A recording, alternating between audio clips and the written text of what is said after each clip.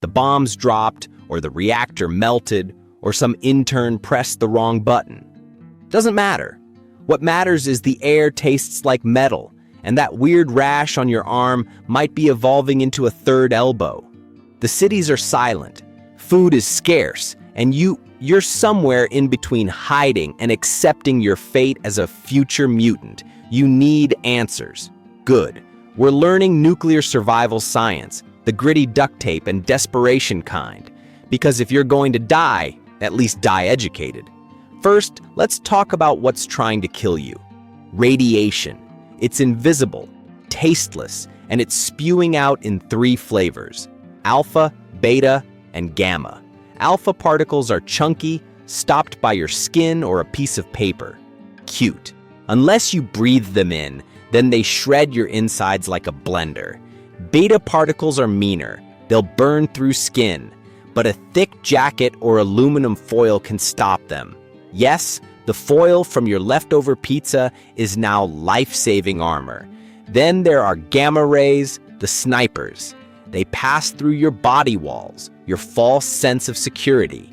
You need lead, thick concrete, or several feet of earth to even slow them down. And all 3 ride on the fallout, radioactive dust that settles on everything. You breathe it, you eat it, and congratulations. Your DNA starts unraveling like a cheap sweater. So you adapt. You science your way out of becoming a statistic. Your first move, shelter. The first rule of nuclear survival is get inside and stay inside. Fallout is heaviest in the first 48 hours. After 2 weeks, radiation levels drop by about 99%. That's your window. Find a brick or concrete building. Basements are gold. Middle floors of apartment buildings are solid. Top floors, you're basically sunbathing in gamma rays. Don't do it. No basement? Make one. Pile dirt, books, furniture, anything dense against the walls. Radiation weakens with distance and mass. A foot of packed earth cuts exposure significantly. You're building a gross, claustrophobic, life-saving cave. Then seal the gaps. Duct tape, plastic sheeting, wet towels. Fallout dust is the real killer. Keep it out. And for the love of physics, don't go outside to check if it's safe. It's not. Stay inside. Okay, you're in your cave. Now you're thirsty. Every water source is suspect. Rivers, lakes, tap water, all of it could be liquid death.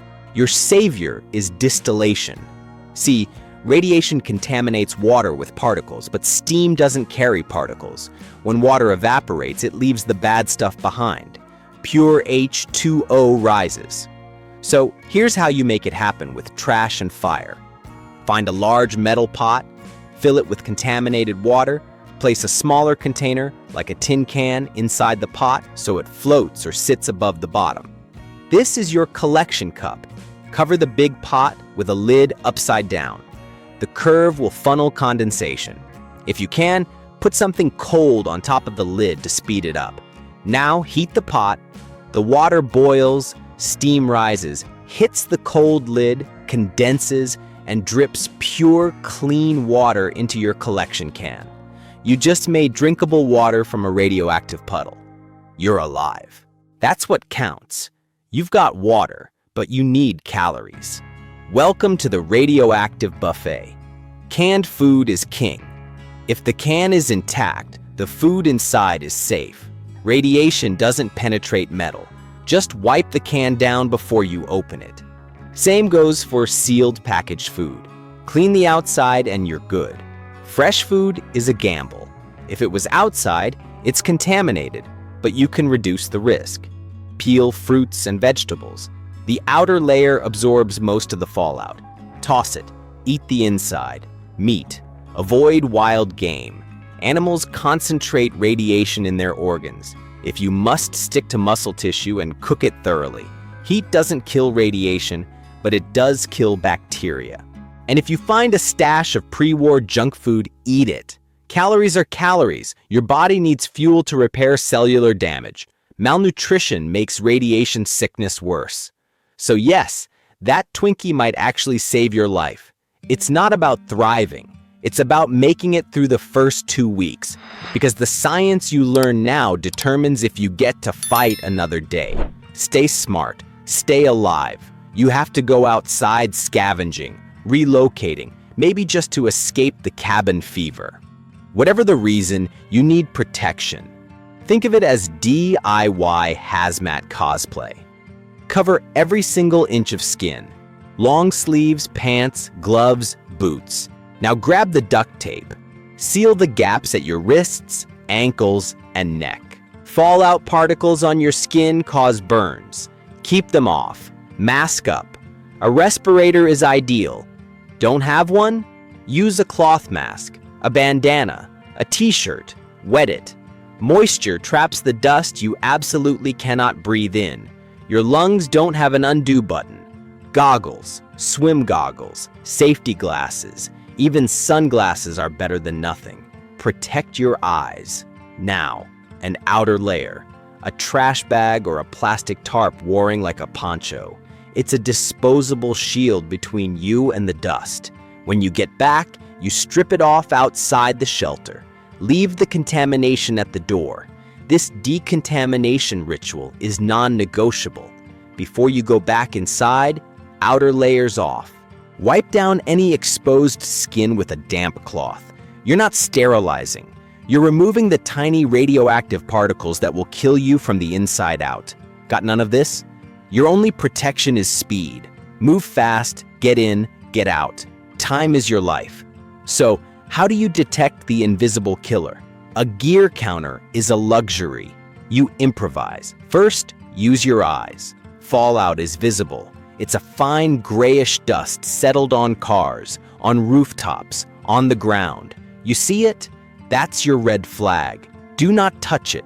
Don't breathe near it. Second, check the wind. Fallout drifts. Know where the blast was? Stay upwind.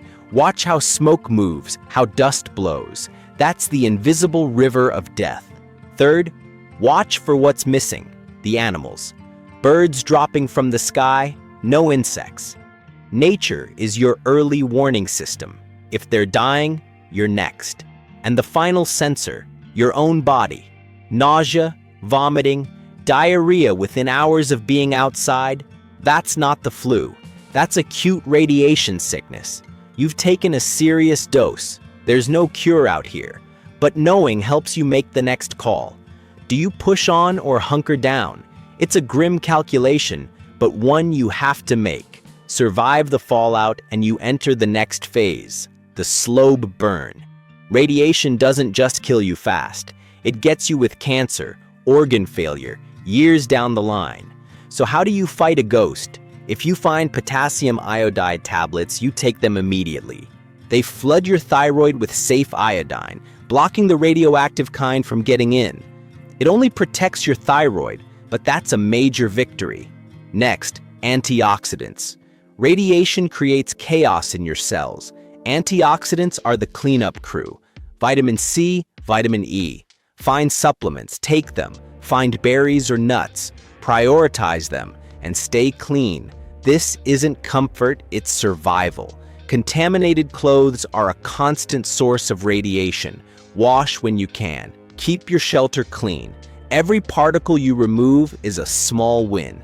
And maybe most important, find other people.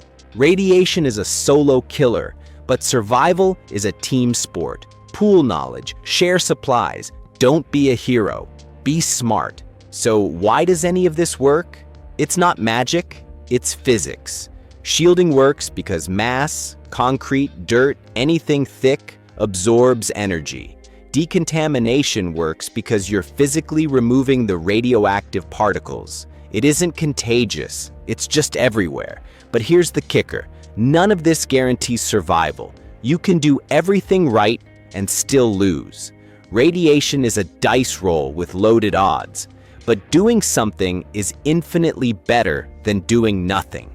Knowledge is the difference between dying in 3 days and dying in 3 decades. And in the apocalypse, that's a win. The world ended, you didn't. That's either a miracle or a curse, depending on the day. But you're here, and as long as you're breathing, you have one job: stay alive. Radiation is just another problem to solve. Like hunger, like thirst, you adapt, you scavenge, you science your way through the chaos.